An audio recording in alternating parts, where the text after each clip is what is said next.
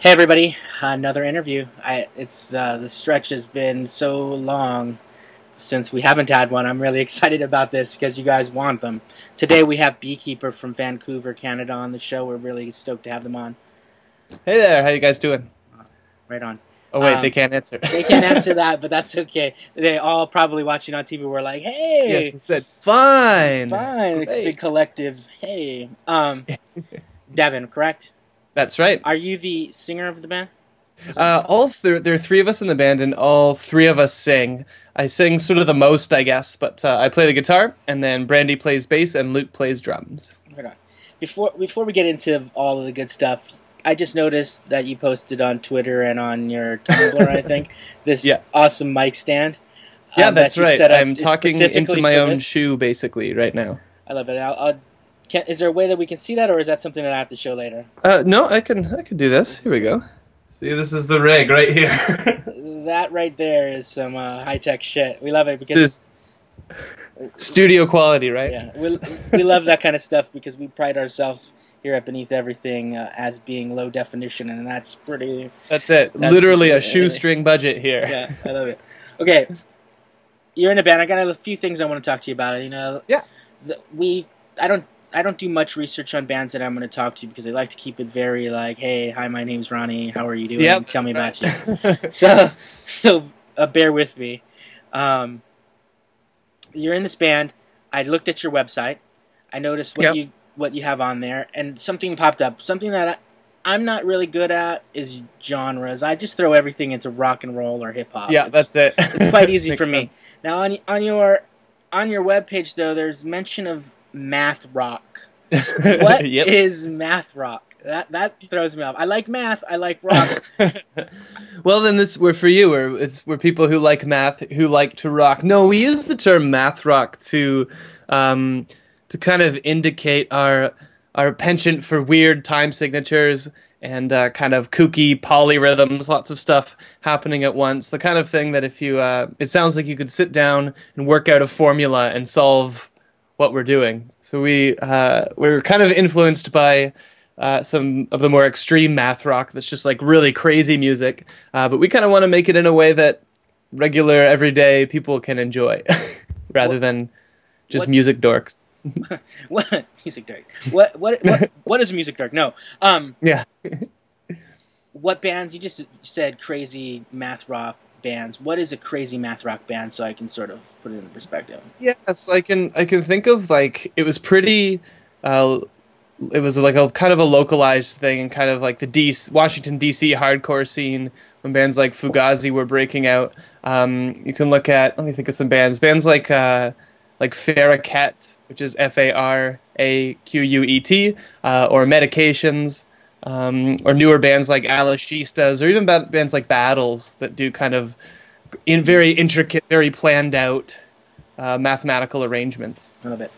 So this is some serious music then. Like you just put some fucking Well, thought into this, right? Like I mean, I think I like to kind of use the tricks. We have a running theme. Our drummer likes to call it playful deceit. And I think that's what you get with our music a lot is kind of like jokes and tricks. And a lot of times when we're doing the craziest math rock stuff, it's more meant to be kind of hilarious than it is to be like, oh, Dream Theater is playing now. We like to throw in little tiny intricate jokes for people to listen to. were those bands that you just listed? Were those influences and/or what bands out there are influential to you? That's a great question. I know that the three of us in the band draw from really different sources of inspiration. I really liked like Fugazi and kind of At the Drive-In and that kind of stuff. Whereas Luke, the drummer, I think was more into kind of jazz. And in high school, he'll love me saying this. There's a Canadian band called Our Lady Peace, and he really liked their drummer. They got kind of terrible towards the end, but Uh, is actually a classically trained opera singer. So she comes from a very classical background and listening to kind of country music growing up in Alberta. And so we bring those three things together, and it means that what we make has elements of all those things, but is also different. you mentioned Fugazi. I like to categorize myself as punk rock, and Fugazi is one of my favorites. One of they were right there top of the list. What's your favorite Fugazi track? Oh, jeez, Or that no, might you know be. what? I know it's very hard because I think I would be put on the list. What's your favorite Fugazi album? And what do you think of the more later Fugazi albums compared to the earlier ones? I like I came to Fugazi backwards. Like they were already broken up when I started listening to them. I was younger, and got onto them through kind of a lot of the bands they influenced, like Sunny Day Real Estate and Jimmy Eat World and stuff like that I was listening to in high school. And they all kept, even Nirvana, they were all talking about Fugazi. And so I kind of heard all of that together. So I love the later stuff. To me, I feel like 13 songs. Yeah, Did I just wrong, or is that a no, good no, one? you can't go wrong with that one. It's Yeah, it's like, so- it's it's just so classic. good. It's just so good. That's cool. Um, what did your parents listen to? You just said what you listened to in high school. What were your parents listening to during that time? My parents listened to they listened to Anne Murray, who is a Canadian songstress. A little bit of Elvis Presley and the Nylons and things like that. My dad had this old record, and I remember it very well. And I actually found it recently at a record store for $1, and I bought it, and it's great. And it's called The Amazing Synthesizer, and it's one of the first records, like first electronic music records ever made. And it's terrible. Like it's not good, but it also is kind of amazing and very creative in all these ways. So my dad listened to that, and then I picked up on that and really was kind of into it. You mentioned record stores. What is the big record store in Canada? I've talked to a few. Most bands that I just let me go back a Yeah. second. The bands that I've talked to from Canada so far have all been from Toronto. I'm kind of excited about this because I'm getting already. I feel like there's a different vibe between you Yeah. and the cats that I've talked to in Toronto, and I'm assuming that it's an East Coast West Coast kind of thing. What what's the difference between what's going on in Vancouver and what's going on in Toronto? Yeah, that's a great question. I can speak to that, especially because I'm originally from Ontario and I spent a little bit of time in the Toronto music scene before coming to Vancouver. I think the Toronto scene is bigger. There's a lot more going on, kind of constantly. In Toronto, it seems like on any given night, it'll be a Tuesday night, and there are six amazing shows all happening, kind of competing. In Vancouver, that happens twice a week now, which is great. I think that the Vancouver scene is smaller and has gotten a bit of a hard rap from the rest of Canada as like, oh, it's like small and people kind of infight. I think that might have been true 15 years ago. Right now, there's an amazing critical mass of fantastic Vancouver artists that are about to just break out and really make the west coast of Canada kind of do what the Arcade Fire may have done for Montreal and said, look at this area, there are lots of great bands. I feel like that's going to happen out of the west coast so soon. There are just too many good artists not for that not to happen. Yeah, you hear a lot of stuff coming out of Canada now, right? Like it's starting to get really like look at us.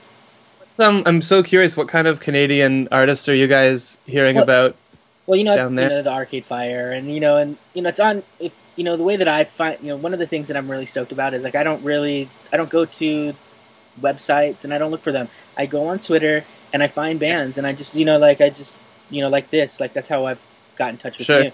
And there are a lot of Canadian bands that are on Twitter and they're just like everywhere. So we're this country. It's so giant. Yeah. It's really neat. Does American music have a super influence on you, or this is a weird question, I think. What, I guess, I guess it's a valid question. There's American music, and that's influenced by, everything. Is America's very, I guess we're going to say melting pot, even though I don't know if everything's really melted together here. But, it's everything, nothing started here. And, do you guys look to America and go, oh, there's all this music, or do you guys look to another direction first? Like, are you more looking at Europe, or do you look at America? Like Canada in general kind of thing? Yeah, or just you, I guess. I don't know, maybe. Well, for me and for a lot of people in my situation, which is sort of the kind of people that enjoy commercial radio at a certain level, where it's like, oh, it's let's see what's selling, let's see what kind of songs I have to write if I want to get on commercial radio, and that is very American dominated. In Canada, we've got Canadian content requirements on our broadcasters. So CanCon means they have to play a certain amount of Canadian music or stuff for all the American they do, which is both a blessing and a curse. It's a blessing because Canadian music gets played. It's a curse because the same Canadian music tends to get played, and that's where you get stuff like Nickelback being very popular, or even some of our bigger indie bands like Metric really benefits from that, I think. The nice thing in Canada is we've got, for people in kind of my situation that want to try and get to new music, is we do have our national broadcaster, CBC, has a very good Radio 3 and CBC Music sort of page and presence and internet. They do podcasts and they do streaming. They used to be on satellite radio. Oh no, they used to be broadcast. Now they're on satellite radio, I think. And they're very supportive of Canadian independent music, regardless of label, regardless of how much it fits into a certain format. So it's nice. We do with that. It's very very Canadian centric, and there's a lot of hometown support for good Canadian bands. On campus radio and with CBC radio. I think less in the commercial radio stations. I think the commercial radio stations are pretty bound to trying to make advertising money, and so they have to play songs people know, which are American songs.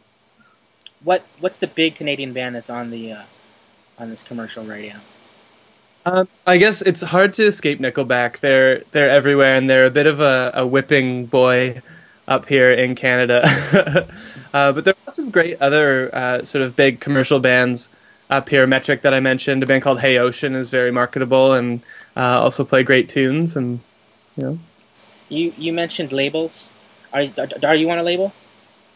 Beekeeper's not officially on a label right now. We're in the midst of a secret discussion, but if I told you, I'd have to kill you. Okay. Now, here's my next question. You may not be able to answer it because you'd have to kill me if you spoke about it. I do talk to a lot of bands, and they're all like internet bands, basically.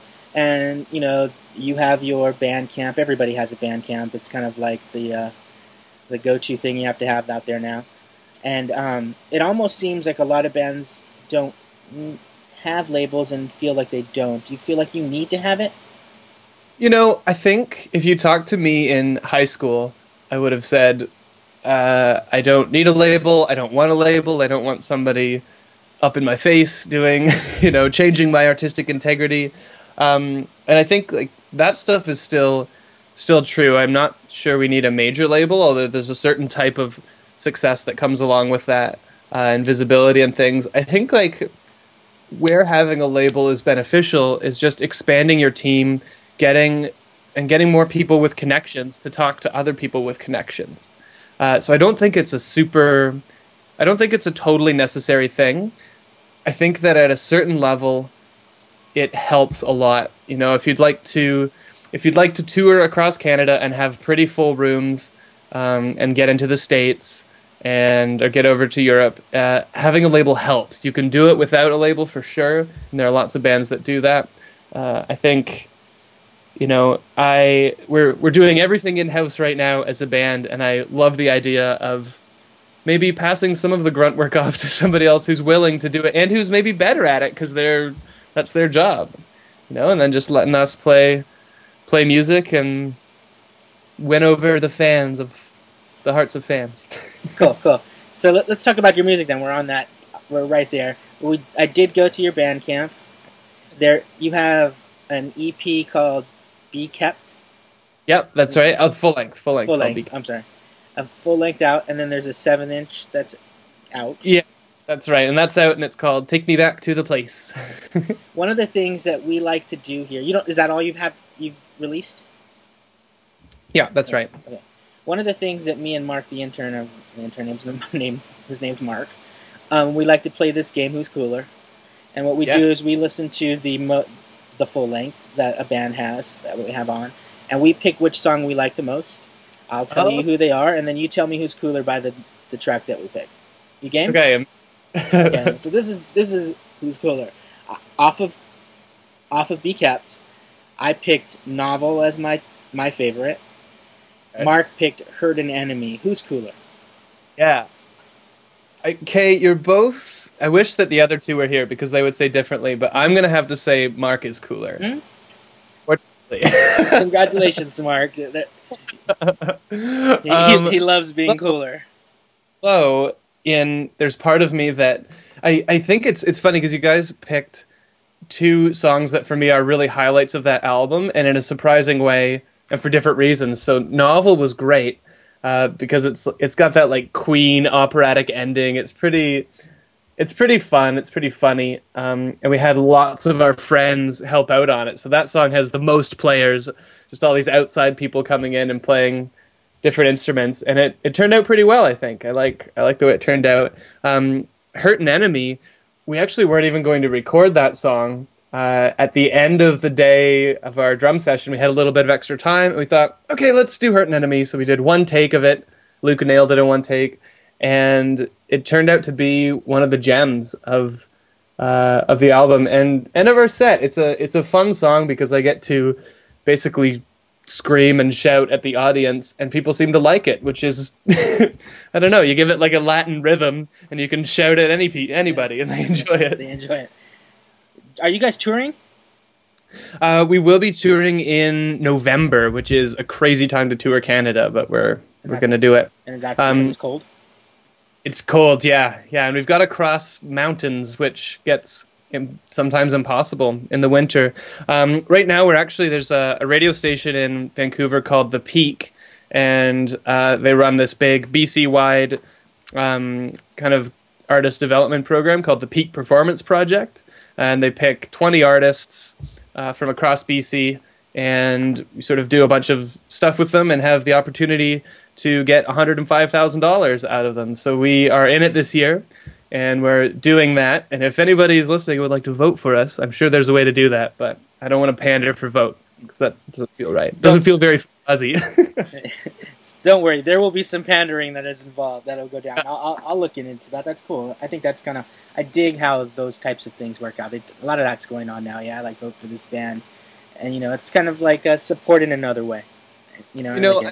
What I like about this program is we kind of have, like in Beekeeper, we've got a few rules, things like we don't do battle of the bands. We're just we shouldn't be battling, we should be friends with each other. That's a stupid thing. We don't do contests where we have to ask people for votes, because that's not how fans work. That's how friends work. But we want to have fans who then are friends, rather than friends who are then fans. But that said, this Peak Performance Project, the way they go about it, it's not just like, oh great, you're picked, now get your fans to vote. It's a very hands-on, intensive learning process, so we get to meet lots of people in the industry, and so there are lots more things about it that let us override our cheeky rules. That's cool. Rules are good to have. I have a few of them too. I the fans versus friends thing. One of my rules here is keeping them separate. There's a fine line there that it gets really weird when you're putting out people to watch as well, and for sure when you're starting out you need some friends to tell you like it was good, keep going. Yeah. But at a point, it's got to be sustainable. You need to have people who actually like you and aren't just doing it because they feel obligated. What can someone expect from one of your shows? Controlled chaos. You know the feeling when you go over when you're on a roller coaster and you're just about to go over the top and it starts to go down? I think that's the feeling at a Beekeeper show. I think that we've got two extremes happening at once. I think our live show is really crazy and really unpredictable. We've got like pretty wild stage energy. People come to shows because they're always expecting that to be the show that I hurt myself really badly at. I like to climb things and like just kind of, it's a performance too, so we've got that element. But at the same time, I think the music that we're playing, while it's very chaotic and very nuts, it's tight. We practice a lot. The only reason we can get away with playing such wacky music is by kind of being so tight that people know it's on purpose. If that makes sense, it's like this isn't an accident. We're in total control here. So enjoy this music, and also here's some crazy flailing around. Fun. That makes for a good show, I think. I mean, it's better than just like, oh, there he is. One of the things with my show is like, because I drink throughout the whole show. One of the things I think people look forward to, or what people have told me, is they're waiting for the day that I'm going to vomit on the show. And if that's what it takes to get people to come to the show, I can. Hopefully, one day I'll be able to give them that. Hopefully, I guess that's kind of weird. What other bands in Vancouver, in your scene, other than yourself, should people be looking into? Yeah, great question. Okay, so there's a band called Brastronaut that is very excellent. There's a band called the Gay 90s that is very excellent. I'm trying to think of who else is around that is just mind-blowing. Some of the bigger names, there's a band called the Zolas that is putting out a new record that's very fun. Portage in Maine is another band that's very good. In terms of Canadian bands, there's a band from Toronto called the Balconies that are one of my favorite bands right now. And they're doing some stuff, and actually Jackie from the Balconies sings a few songs on our first record on Be Kept. Just I guess probably anything that's making its way out of Canada is worthy. I mean, there are bigger acts like I don't know if Mother has been heard of down there, but they're very good too. Hannah Georges is a songstress who is very wonderful. Cool. Yeah. Right on. I love hearing that kind of stuff. Like what other people are listening to. I really dig that. Right on. Thank you for having a list of them. Some people are like, I think that's really nice. If people like kind of weird, if you want to hear Vancouver math rock of the more classical math rock type, check out a band called Man Your Horse. They're very wonderful. Cool. I'll check them out for sure. Yeah. Most definitely. You too. Yeah. I'm talking into a shoe here. Yeah, I know. There's a few questions that I like to ask every band that I have on, or every guest that I have on for that matter. Would you be willing to answer these few questions? Okay. First question is, unicorns, are they overrated? I think in a way they're overrated because Pegasuses, or Pegasi, I guess, are like unicorns but can fly, and you don't hear a lot about them. I guess because unicorns probably died in Noah's Ark, and the Pegasi just flew to higher ground, so they're just biding their time. I feel like we should support them because they're coming back for us. Good. Favorite alcoholic beverage? Canadian beer. Nice. Got lots of great microbrew stuff that is just wonderful. That was the most pretentious answer I could have given. That's okay. That's okay. Before we go to the next question, I want to ask you this. What's your favorite Canadian beer? Well, maybe I'll give a cheat answer. There's a brewery in Quebec called Unibrew, and they're basically every beer they make is delicious, and I love it. Yeah, and in terms of West Coast, Phillips Brewery is very good, and yeah. Have you ever been so drunk you've fallen down? Definitely. I've also fallen down in order to get so drunk. Smart. I like to start off on the ground. That way, it's all uphill. Then you get burpee and stuff, so it's good. What's the weirdest thing about yourself? Oh, wow, I'm so weird. There's so many things to choose. I think, I don't know, I fall in love with every person I meet. Deeply in love for a moment, and then it goes away. But for that moment, it's really legitimate. I think I like you a lot. That's sort of that is my problem. I fall in love with people. Okay, and this is where it gets really weird. I'm a married man, and I fall in love with people like every day. And I have to unfall in love with people just to manage my life. Okay, that's cool. I love it. What's your favorite curse word? I like... I was about to say chiffon, but I don't think that's a curse word. I think that's a type of fabric, but let's go with chiffon. Okay. I love it. Right on. I do want to ask you one thing. There's something that I noticed on every little bios. you classify yourself as a comedian. That's right. Is that something that you do? Are you like a comedian? Is that what you do for money, or is that what you like to do? Is that your thing? I do, to be honest, I do less now because I do so much music stuff, but it's definitely an element of our live show. If you've been to a show and enjoyed a band, and then in between they're bantering or they're trying to talk to the audience and it's so awkward and you just want them to play again, that's the opposite with our show. My band's like, shut up over there, it's time. We're just like, I'll start entertaining. We kind of, it's got music and comedic elements to it. Before that, I did improvised comedy for about 10 years, never doing improv really professionally. Then branched out and started doing stand-up, which was my kind of my dream for a little while. But it's hard. It's the hardest thing in the world. Still love it. There's nothing like the feeling.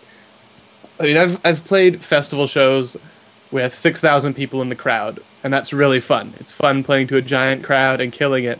There's nothing like the feeling of being really good, having a really good night at stand-up and just killing. Even if it's 20 people, even if it's 4 people in a bar and you're killing, it just feels so great. Like, this is me, I'm doing it. There's no other reason that people could be laughing. It's me, I'm doing fine. So that's the feeling. You got to deal with a lot of not doing that, though. Yeah, one of the things that I hate is before a show starts, right, when we actually do our show, Mark, the intern, one of the things he likes to do to really fuck with me is say, okay, just be funny. And it's like the hardest thing to do. Like, it's like you can't, you know what I mean? I give props to anybody that can stand up in front of 4 people or 6,000 people and be funny. Yeah. The worst shows, I did a very little bit of touring as a stand-up, and the worst shows would be the one where it's like at a restaurant or something. People don't even really know stand-up's going to happen, and they'll just like, all of a sudden, the owner's like, well, there's a mic in the corner. Go do stand-up. And you're just like, hi, everyone. I'm really sorry that I'm about to ruin your entire night, but dicks, right? Am I right, guys? Have you guys heard a joke about dicks? Because sorry if you're on a date, but dicks. Fun. Yeah, that's funny. What's next for you guys as a band? I know you have this 7-inch out. Is there like full length coming? Yeah, we're working on a full length that is going to be one of the greatest records ever released. I'm joking, but I'm not. It's really, it's going to be something. We're really our past. We've learned a lot from our past records. We've done a lot of it ourselves. Done a lot of it sort of in nice studios under a budget crunch, so we're rushing. And we're really trying to take our time with this one, get the foundation laid, and really make the record that we know this band is capable of, and that kind of captures the energy of our live show. That we've struggled with that on some of our past records. Is there anything else? Where can people find you online? Oh yeah, so if you want to find out loads about us, you can go to beekeeper.ca. The easiest way to get a hold of our music, actually, let's do a free download for your listeners. How about that? Right. So why don't you give me 2 words, and whatever 2 words you give me will be the download code. I will create it. My favorite 2 words are fuck and piss. Okay, fuck piss. All right, so if your listeners enter the words fuck piss with a space in between them at download.bkpr.ca, they'll get a copy of the 7-inch. We'll do that. Digital copy. Nice. That's your newest for fuck piss. Okay. Once again, that's download.bkpr.ca. Cool. Okay. And if they like, share it with a friend. Absolutely, share it around, and then maybe I'll hit you up later on for some help in voting in this voting thingy. Who knows? I love it. You just mentioned the whole share it. I'm big on that. One of the things that I do for like I'm a screen printer sort of on the side. It's sort of what I'm trained to do, and I have this whole free art movement thing where we give art away and the theory is that you now have to go give art away for the free art, right? So it's kind of perpetuating it, and it's one of the things I dig about the internet and how music spreads now throughout it, is because it's really people sharing stuff. And I know that as an artist that needs to make money, it's a lot of times very difficult to, that line gets it's hard to cross sometimes, or it's difficult. What do you think about the way that music is spread and that? I noticed, you have your Bandcamp and your full length, Be Kept, just name your own price, which is one of the things I really like about Bandcamp, that it gives people the opportunity to decide what they're going to do. And I know that the 7-inch, you do have the price on there, $2. It's pretty basic, $1 a dollar. That's how it works. How do you manage that? Yeah, it's definitely like, it's nice to think of it as a karma model, where it's sort of, I do know lots of people. I know lots of musicians who are broke and still buy each other's music because if we don't, who will? That kind of thing. And our 7-inch, when it was first up, it was a by donation thing, and we thought we would let's do an interest. Let's see what happens. I mean, people can stream it, they can hear it, do all that sort of thing. I think it really is a matter of, for a band in our situation right now, it's better for us to have 100 people listen to the music and not pay for it than to have 4 people listen to the music and pay for it, which is what happens when you are on a strict dollar budget, I think. So it's kind of about raising awareness in order to sell something else. I mean, in a strange way, I don't think us as an artist, as a young artist, as a developing artist, our recorded music in the traditional CD format is worth so little. It's worth a lot if we can get placements, get in commercials. It's basically, otherwise, it's kind of like a promo item that we use to get people to our show. And that's what we do, and people come, they hear the music and they think we're worth checking out, and they come check us out and they leave as fans. That's our goal. And then they will buy the next thing to support, and they feel like they're part of something. I love it.